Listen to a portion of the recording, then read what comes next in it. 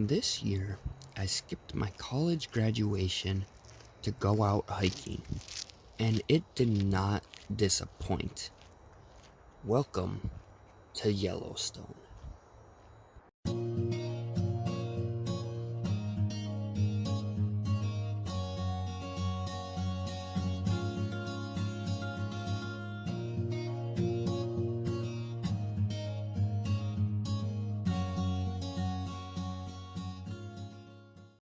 So, as we get started here, I want to start out by giving a big thank you and shout out to my Patreon member JM, as his support was able to help me buy an all national park pass for 1 year. So again, a big thank you and shout out to JM, as your support helped me create this video. If you guys are interested, you can join my Patreon in the description of this video, as well as my other social media channels where I post exclusive photos and videos on upcoming YouTube videos. So, before entering Yellowstone National Park, I actually stopped in West Yellowstone at the Visitor Center, and here you can buy your annual park pass. I'd like this idea because then I was able to quickly drive through the entrance. There was no backup at all. And I learned there that actually every segment in Yellowstone is about a half-hour drive, and this really helped me plan out what exactly could I do in a single day. Now, another aspect with driving through Yellowstone that was really cool is almost every main road follows a river. I thought this was a beautiful view coming in, and because of this, you also have a lot of buffalo or bison alongside of you.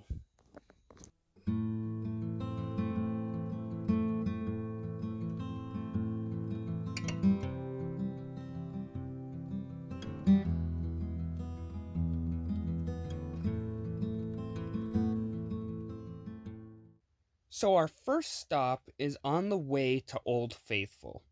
There's actually a boardwalk that brings you out through the hot springs, near a geyser, and to the biggest spring in Yellowstone. It is about a half-mile trail, and it is important to note that there is steam often coming up from the spring and the geyser, and this may cause slippery conditions in some spots leading up to the boardwalk.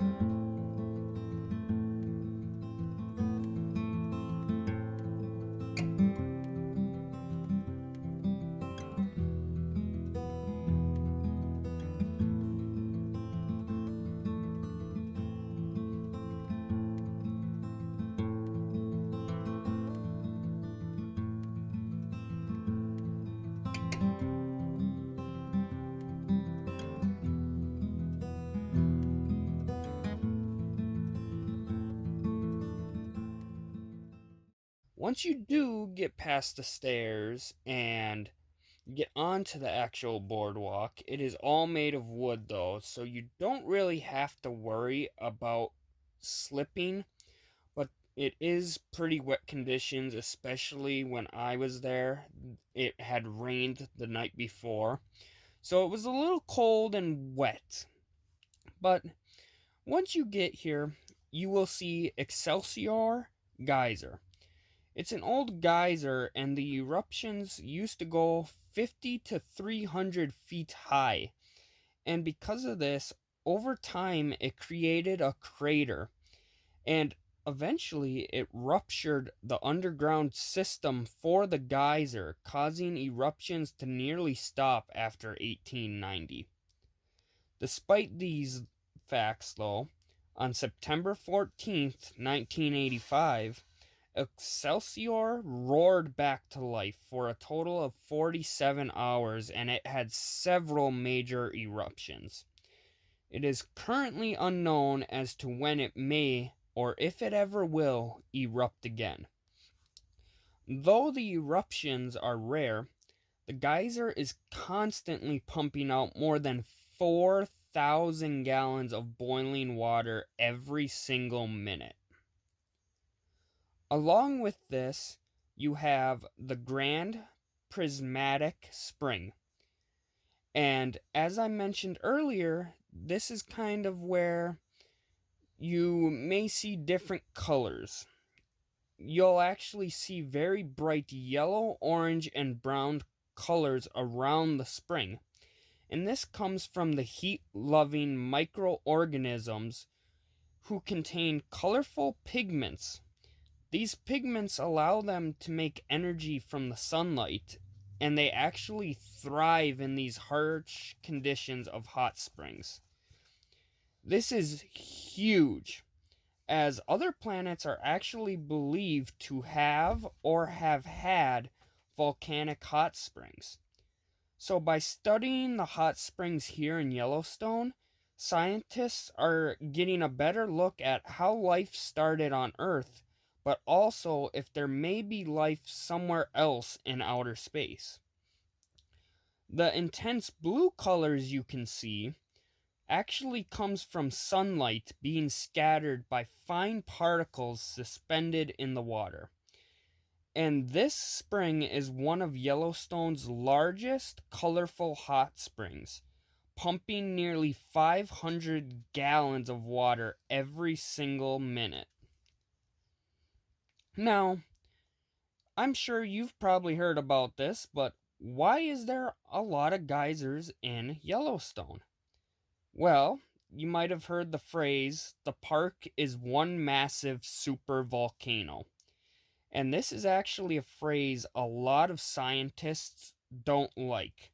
They say that the most common misconception on Yellowstone National Park is that it is actually overdue for an eruption, and that if it were to erupt, it would be just world-ending disaster. And this is just not the case. They say that volcanoes simply don't work like that, and a matter of fact, this volcano may never erupt again. But even if it did, it probably wouldn't be an explosion. It would probably just have some lava coming out of it. They say that currently, the two magma reservoirs that are under Yellowstone National Park only contain about 5% and 15% of molten material. And they told us that in order for it to start moving towards the surface, you need at least 50% of molten material. As we reach this point, it would also cause a lot of noise throughout decades before the eruption, from plates moving to geysers erupting more and frequently. They said that currently the supervolcano definitely would not erupt in our lifetime, and most likely it may never erupt again. So, now, at Old Faithful, given its name due to its frequent eruptions and somewhat predictable nature, you could actually visit the visitor center there, and they keep track of when the next eruption will be, as Old Faithful erupts about 20 times a day, and their time estimate can be off by about plus or minus 10 minutes.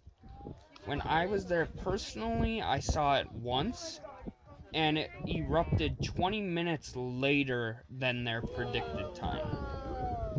And a ranger told me that it erupts about every hour and 20 minutes, so I highly recommend getting there and just spending some time in the visitor center and just checking out the overall area. You definitely don't want to miss the eruption here. When it does erupt, The steam has been measured to be at above 350 degrees Fahrenheit, with the water measuring about 204 degrees. The eruptions can normally last from 1.5 minutes, which is about 3,700 gallons of water, to 4.5 minutes, like in this video, which is about 8,400 gallons.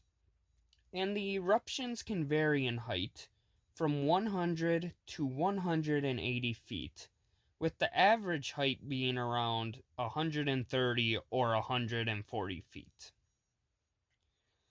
While I was visiting Old Faithful, I also found out that Yellowstone was celebrating its 150th anniversary. To do so, there was a road that closed to the public around 1970, and they closed it to the rangers in 2004. That day only, they were doing exclusive bus tours, and they told us a little bit about the history of the area, as well as the history of the bus we were on, as the bus itself was used in Yellowstone in the 1930s. Continued to be the main road.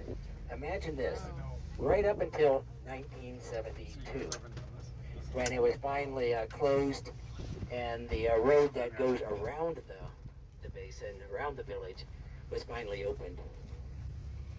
It was two ways. It was a little wider than the path that remains now. If you look carefully, you'll see, a wider roadbed underneath it.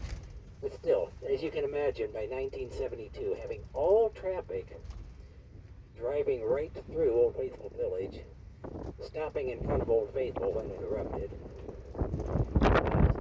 was none too practical.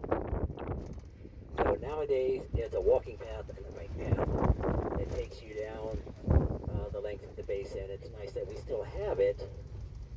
And today only, we're going to ride the old historic buses. If this is something that you would like to see, I did record the entire bus tour, the entire experience, and I have that uploaded as a separate video. I really recommend it. It is a little longer, but you get to see some of the geysers. It's just a beautiful view, and there's actually a herd of bison towards the end of the video, and there was a mom cleaning a baby, and the ranger told us that baby must have been a day or two old, not even. So that was a really great experience.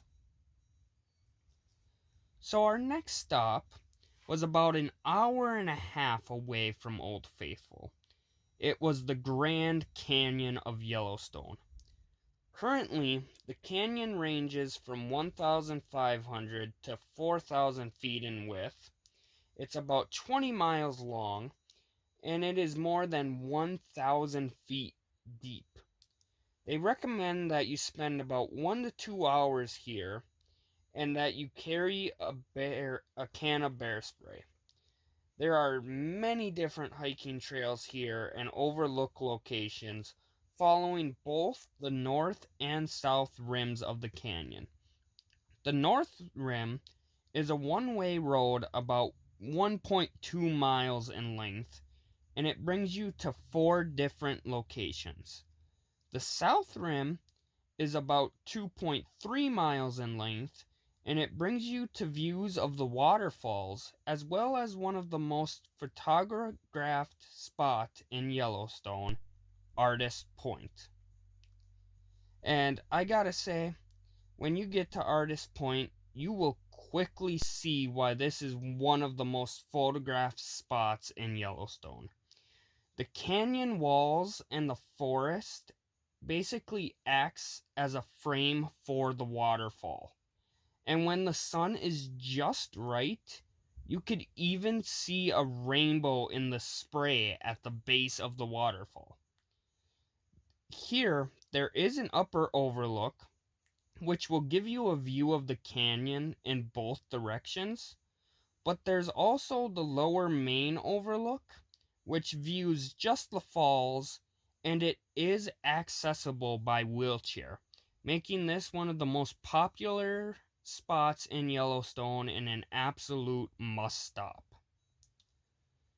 Now, the Canyon and Waterfalls is a very unique spot as it kind of captures all the history of Yellowstone. They believe that the past and current hydrothermal activity is altering and weakening, making the area around the canyon weak. Thus, the canyon is getting both deeper and wider as time goes on. And it is believed that the waterfalls formed because the river flows over volcanic rock that is much more resistant to erosion. And this volcanic rock goes all the way back to when the big volcano in Yellowstone did erupt. So, overall, I had an amazing day in Yellowstone. Deciding to skip my college graduation and go see all this and experience it, I actually parked the bus for the night after my hiking. I turned on the live stream to my graduation, and not even 2 minutes later, I shut it off because I was just so bored. I can no longer picture myself just sitting there, listening to everybody talk just so I could go up on stage and grab a piece of paper. I am so glad that I made the decision to go out to Yellowstone, and if you ever get the chance, I highly recommend it.